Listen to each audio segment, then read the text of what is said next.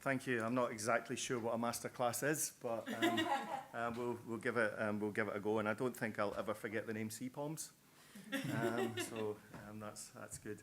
I know I'm the last presentation of the day, and I think you're all probably a little bit jaded. So I'm just going to start with some easy questions for you. If you wouldn't mind raising your hand if you've ever been a teenage girl. Okay. Can you join them if you've been a parent of a teenager? Okay. And if you've ever been a teenager? Okay, brilliant.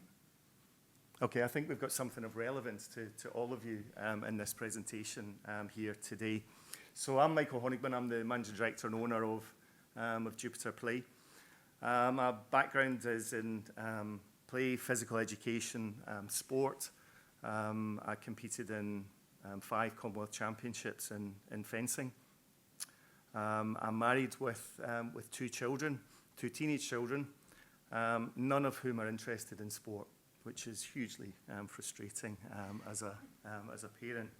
But we're going to talk about bridging the gap and empowering teenage girls. And in our industry, this is massively topical at the moment. So hopefully there'll be something here that we can take from it. And the key learning outcomes is first of all, we've talked a lot today about data. Data being important, and there's a huge data gap in this area, which is being slowly filled. We want to understand the issues faced by teenage girls when using outdoor spaces. We're going to have a look at better design and what does that look like and what does that mean? And then we're going to introduce a new concept called Core, which is a real alternative to a multi-use games area, or MUGA, as they're commonly known. So starting with data, the lack of data. Has anyone read this book, Invisible Woman? I can't really see very much. Okay, there's a few hands gone up. It's quite fascinating and highlights the way that the world has actually been designed around the needs of men, and that these gender biases are prevalent really in every area of civilization. A couple of examples here at the bottom. See if this works. Yeah. Women shivering in offices set to male temperature norm because there's a difference there. Struggling to reach the top shelf, which is set at a male height norm. So they're just simple kind of examples of the challenges out there. And data is super important in order to shed light really on areas where progress is being made, and to provide evidence of what works, and to reveal gaps where further effort is needed. And statistics that adequately reflect the lived realities of women, men, girls and boys. They're indispensable tools for developing evidence-based policies and solutions to achieve that gender equality and empowerment. So it's kind of shocking to see that only 13% of countries dedicate a budget to gathering gender statistics. Park spaces for teenagers are being unintentionally designed to attract predominantly young males and being unwelcome to girls and women. And this is because people who fund, commission, design and build, which includes us, have had almost no data about how teenagers use parks. But because the facilities provided tend to suit boys, it's the girls who tend to be disadvantaged by this data gap. So I'm going to just start with some of the issues around here, and we'll start with a little newsreel, and this was very, very recent. It was in September of girls are this being year. Designed out of parks in the Northwest, according to a report today, which says 88% of those using parks are boys or young men. Now, the charity Make Space for Girls says it's affecting girls' mental and physical health, while social affairs correspondent Abby Jones has more. What do you think of the park? I mean, I could walk down the street and find another just like it, really. Meet Ruby, Elizabeth and Shiloh. They've come to Hume Park in Manchester, round the corner from their school. Like many parks, it has a skateboard area, basketball court, sports pitch and benches scattered about, most of it being used by boys. What's wrong with it? What isn't? There's an open field and you know that it's designated for sports and you know who's going to dominate that open space, which is going to be male probably. It's very male coded, like even just the colour scheme that we're seeing. Like, I'm not saying that girls don't like blue, but like... There's a bigger seating area, but it's in the skateboard park. We're not saying that girls can't use these spaces. We know that we can. But often kind of feels like by sitting here, we're just looking at boys doing stuff. And I feel like, well, I don't want to do that personally. I'd rather chat to you guys. The charity Make Space for Girls says these problems are the same across the Northwest and the country. At the moment, everyone goes, oh yes, we're providing lovely things for teenagers, and they don't realise that it's only really working for half the teenage population. But also it has huge impacts on their mental and their physical health. But most importantly of all, it's real discrimination. Oh, wow. Yeah, that's really colourful, yeah. These are designs from architecture students at Manchester Metropolitan University. They worked with girls on ideas they'd like to see here. Even just like the colours that we were seeing, it just like inspires you to like almost grow. Yeah, I mean, no one's ever asked me like what I'd like to see in my local park. Come and ask us and we'll give our input.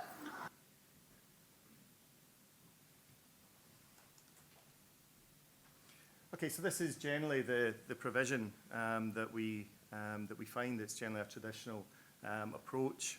Usually it's sport related, targeted to a certain type of generally male user.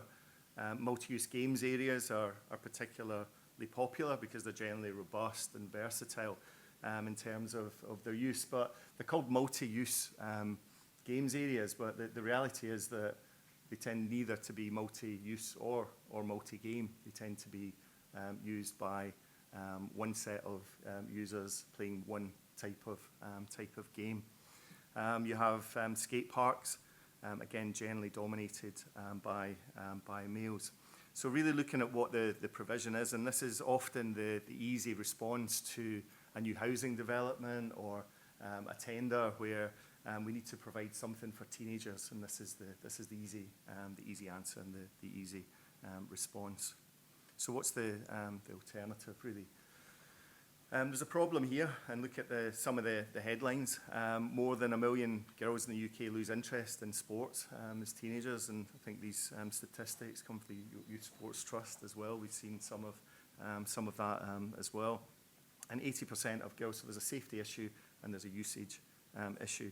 So we've looked at some of the statistics around here. Really interesting study in Yorkshire by the Yorkshire Sports Foundation highlighted like some significant issues, and even more significant in Yorkshire compared with some of the national statistics here. So we've got only 2 in 10 girls being very active compared to 3 in 10 nationally, and 2 in girls avoiding activity compared to 1 in 10 nationally. So some of this is a really interesting document if you haven't already seen this, and it really highlights some of the difference, and you're looking at the activity levels between, girls and boys is quite incredible, really. So we must bust this myth, that teenage girls drop out of sport, simply because their priorities changed. They're not voluntarily leaving or being pushed out, but there's a consequence there of these deep-rooted gender stereotypes. Almost half feel excluded. Equipment generally caters to boys' needs. Girls are feeling uncomfortable in these spaces. And so we've got these same recurring themes coming out in these studies. Safety and the feeling of being safe are also key considerations. And this often relates to lighting and maintenance. And we find in the local authority sector that the capital funding is usually okay, but it's usually revenue funding that gets pulled and stripped. But you wouldn't buy a car and not think to service it. but we think to put a playground area and then we forget about it for 15 years and magically it needs some sort of maintenance. Often that's not very much, to be fair.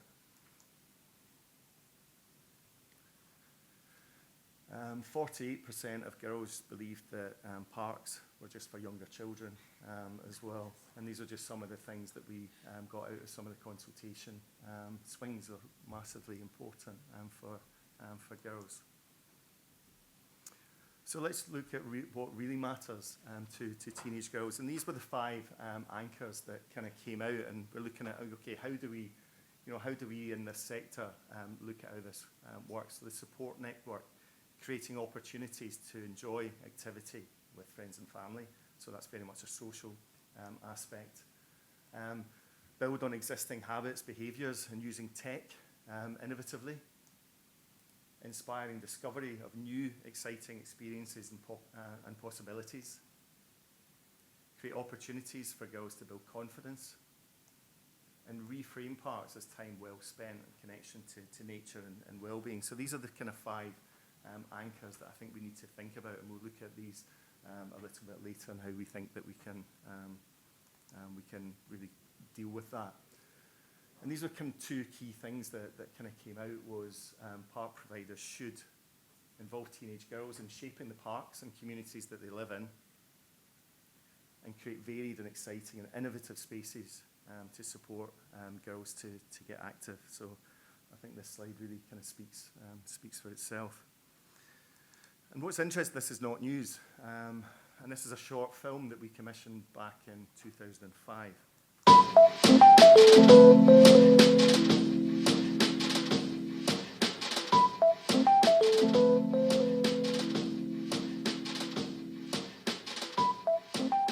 There's nothing else for us to do. They don't, like around here, there's nothing else that's for our age group, and unless it costs a lot of money for us to do, and we don't have that with teenagers.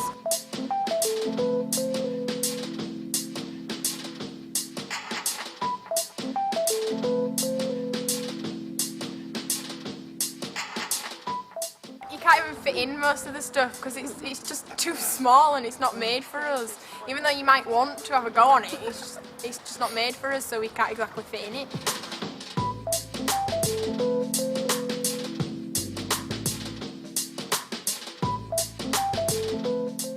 If you've just got somewhere where you can sit and you won't be shooed away and you won't be like bum hurting because of gravel on the floor and stuff like that, then freezing, yeah, it's just a really good chill out place.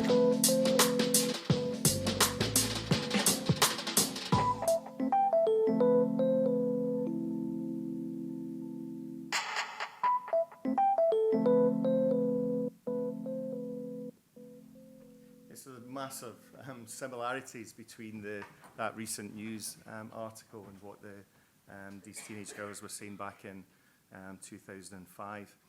And there's been some amazing work going on in this area to really elevate the conversation. In particular, the champions of this, I think, are Make Space for Girls, a charity who've really brought the attention on this. But Women in Sport, Yorkshire Sport Foundation have also been involved and heavily in this conversation. And this is one of the things that we looked at was really important, involving girls in urban development will make the city better for everyone. And this was true from a lot of the consultations that we had, and it was actually different, girls and boys, the way that they behaved. Girls often thought about others in a way that boys often wanted what they wanted, which was quite interesting. So this involving girls, they start to think about planning and participation and actually how it can be more inclusive, equal and sustainable for all. So that was quite an interesting comment from her city. So what does better design look like? Make Space for Girls, with the help of some Master of Architecture students from Newcastle University, illustrated some ideas really to make spaces more welcoming and suited for girls. Ideas like hanging bars that are at a suitable height to allow them to lean on and to swing and to spin around, but not tall enough for men to do chin-ups, for example, was quite interesting. Exercise bikes in a social circle to enable that engagement. Some performance spaces, hammocks and swings were always a big hit in this space. And this is an example from Cantley Park in Wokingham, and it's a great example of a play area designed with no boundaries. So there's no fencing, there's no segregation. Several rooms were created to offer different play experiences with some key signature pieces and unique play experiences that were a little bit different from anything else in the area. And this has been hugely popular. In particular, has allowed children of different ages to play together with their families. So it's a good example. And another good example from Stockholm in Sweden. Landscape architects NIVA held focus groups with the teenage girls there to find out what they would want from the space. And interestingly, there's still a ball court, ball sports area, but it doesn't dominate. There's shelter, performance spaces, swing, and unprescriptive play. So it's not been designed to look stereotypically like a space for girls. There's no pink in sight here, but it's a really interesting project. And we started to see the impact that Make Space for Girls has made. This is a recent site installed in Bradford, and there was investment of 45,000 by the council into this space. Another recent installation, Samover Place. And this was in Brent, and it was designed by young people. But what we're finding is that there's a lot of ideas going into this space, and there's not been enough joined up thinking to think what works, what really works, and what can be used for the long term in these spaces. And I think that's where we can bring some ideas into this space. And I just included this. I haven't really digested this completely. This was a report that was brought. It's hot off the press. It comes from a research project with Countryside Properties, LSE Cities, and Make Space for Girls in 5 locations: Brent, Barking and Dagenham, Ebbsfleet, Hemel Hempstead, I think was another one. It was launched on Tuesday of this week, so we haven't fully digested this, but the key themes again are apparent: safety, transport, amenities and maintenance, more diverse activities, and to have a voice are the key recommendations that have come out of this report. And specifically, Young Girl consulted this report felt that they were far more marginalised than young men. So again, looking at some of the statistics that come out of the using parks regularly, using football pitch and ball courts regularly, feeling that their spaces had something for them. So some really interesting facts. So looking specifically, What was the name of the publication? it was from LSE Cities. Okay, thank you. I thought it was on one of the slides. It's not. So it's been published by Countryside Properties. If you look on LSE Cities website, you'll get that publication, but it's really interesting.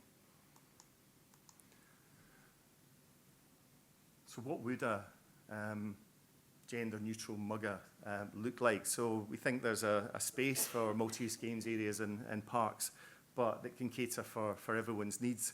And this was a first kind of draft that we started looking at and thinking about, okay, how do we break this space up?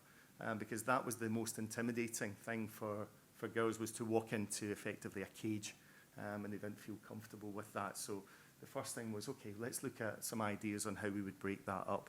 Or if there was a mugger, could we soften it in such a way that it didn't feel so intimidating to be there?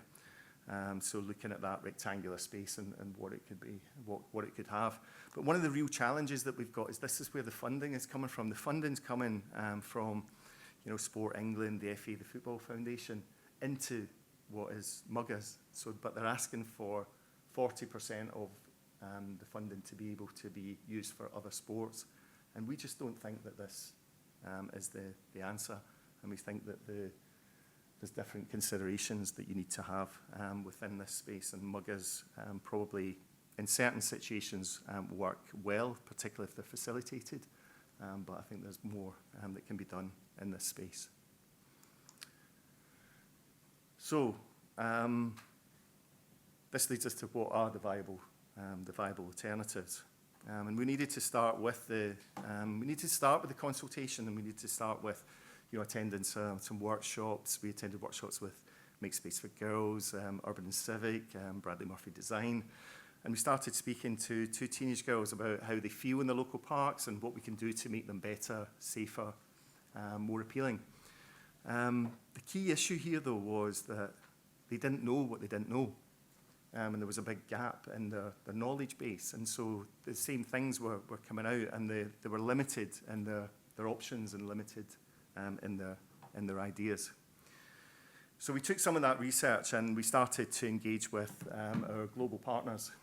And we looked at the global partner program that we have and challenged the young designers who'd recently been teenagers themselves into understanding the key themes that were coming out of this research, and to generate some ideas that could start addressing some of these issues. And so using this knowledge base, we've come up with a concept which we believe will work in the long term for meeting the needs of teenagers and communities, using well-designed, durable, cost-effective solutions. So the core essentials that we looked at to include within this are some sort of interactivity. Can we use tech in here to make it really appealing to today's children?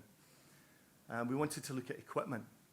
Can we have equipment on site where it's needed that will help facilitate some sort of activity, not necessarily sport, but maybe games, fun, etc.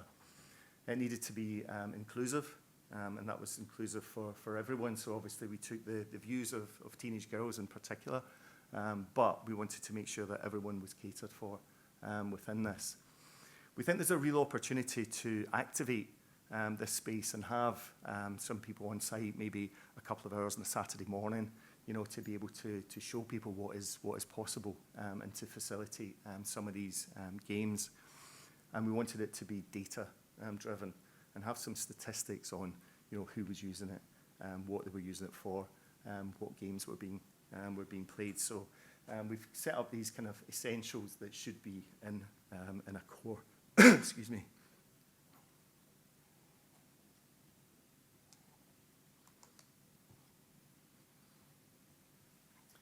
So how would that work?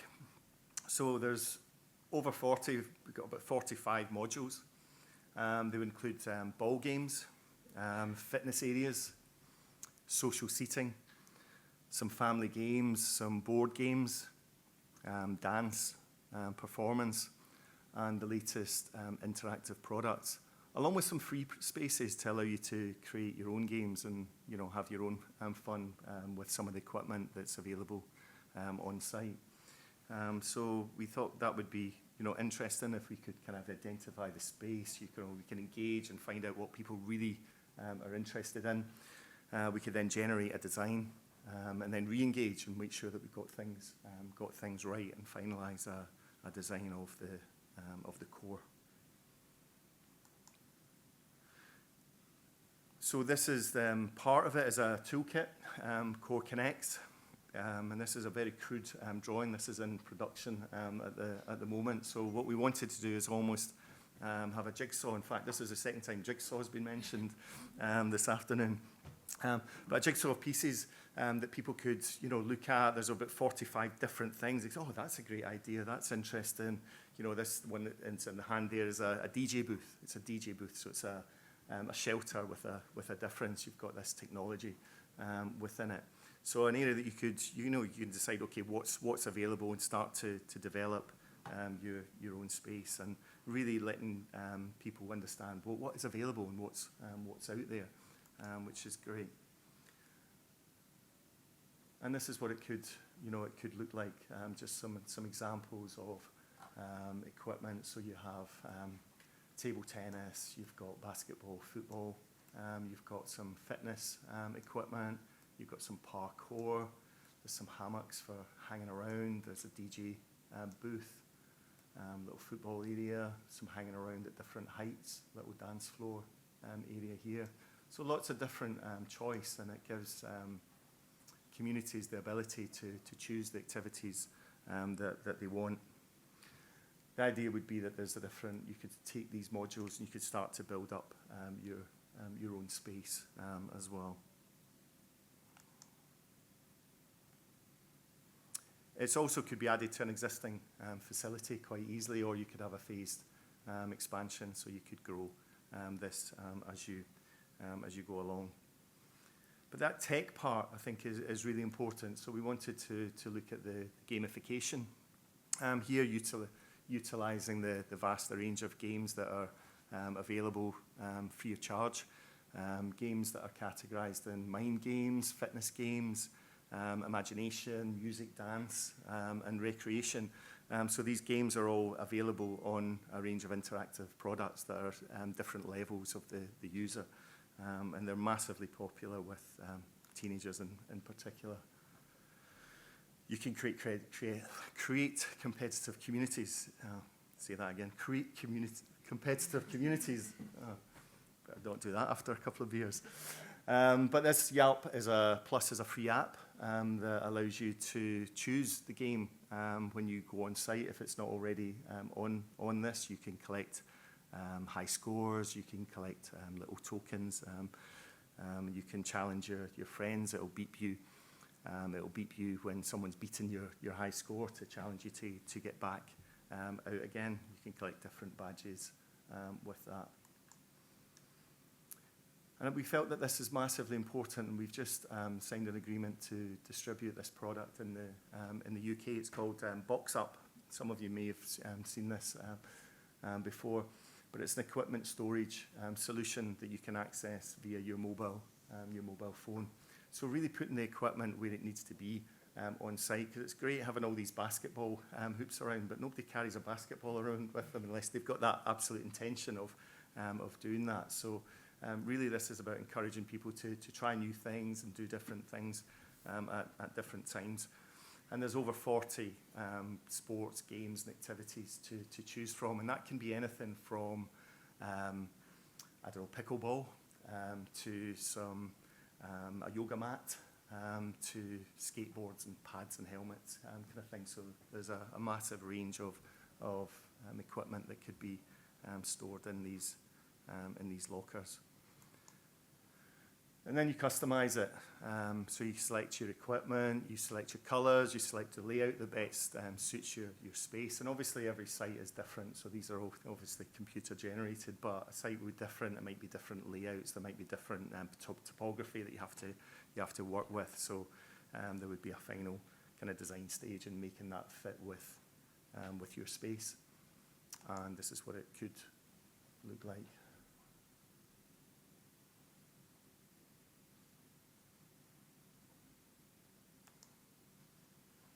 So what are the benefits? The benefits are a tool, to design core, both physical and web-based, so there'll be a web-based tool as well. Given the community ownership of the space, the use of interactives to show a real, true return on investment, a range of equipment available through our global partner program. And that's quite unique from our point of view in that we don't have a range of products that we manufacture. We work with a number of different partners, so we're able to tap into that knowledge and expertise across the globe. Core can be ever evolving and changing and added to due to its layouts. The games can be changed and developed on a regular basis. So we think that we've met a lot of the criteria that we talked about in those 5 pillars that we saw earlier. And just some of the learning points: you don't need to understand how a girl thinks. You need to ask them what they like doing and show them what's possible. And giving them those options, I think, is really important. Designing with girls in mind, we choose designs that benefit the whole community. And we really need to rethink what it means to be active, moving away from a sports focus to an activity focus. And I'm going to just finish on that point. We have some webinars coming up that go into a bit more detail on on core.